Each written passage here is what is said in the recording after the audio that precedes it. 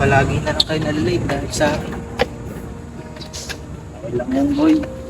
Gusto rin naman namin. Oo, pare. Okay lang yun. Nakikiya na ako masyado sa inyo. Tulungan namin. Hindi naman yung kakayanin pag ikaw naman sa inyo.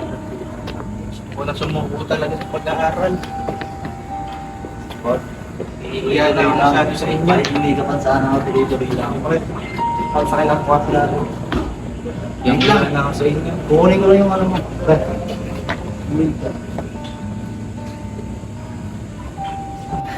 Kasi yung mga klase mo, Late na naman po yung tatlo na yan. Baka po, nagdota din.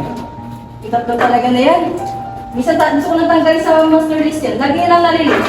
Di ba nila alam na kalagahan sa subject ko? Inuuna ba nila yung pag-computer na yun kaya subject ko? Kaya nga po ma'am eh. Pre, eto na.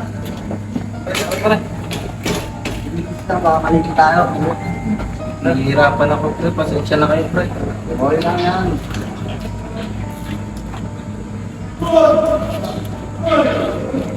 Salamat, pre.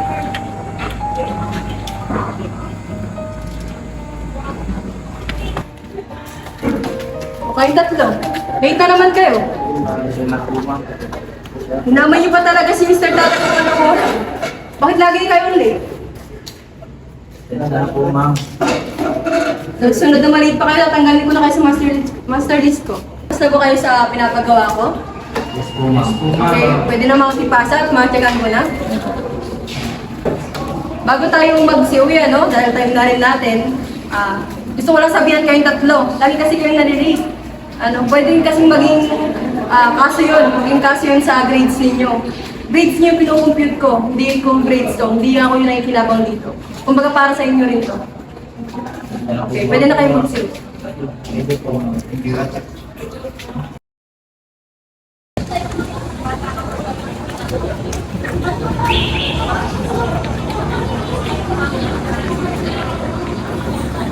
Late na ako.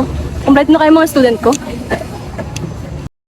Student ko tong tatlo na to Parang familiar sa akin.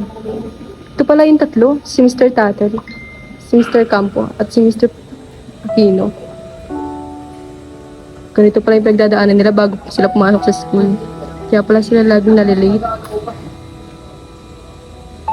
Kailangan may gawin ako para kahit paano makatulong ako sa kanila.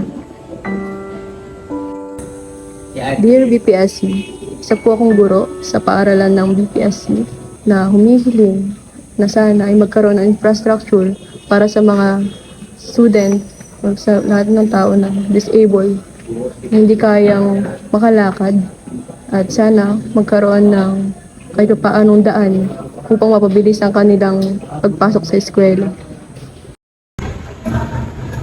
Sana ma-approve ito ng bill. At sana, makatulong po gagawin ko sa student ko. Para kahit paano, makabawi-bawi mo lang ako sa student ko. Yung infrastructure na to is makakatulong talaga sa student ko na makagraduate siya. Para at the end of the day, kahit paano, wala akong pag-stress.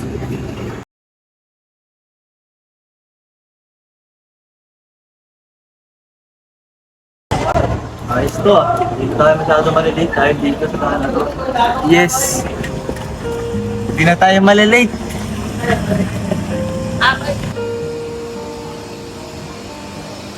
Morning, mga parents.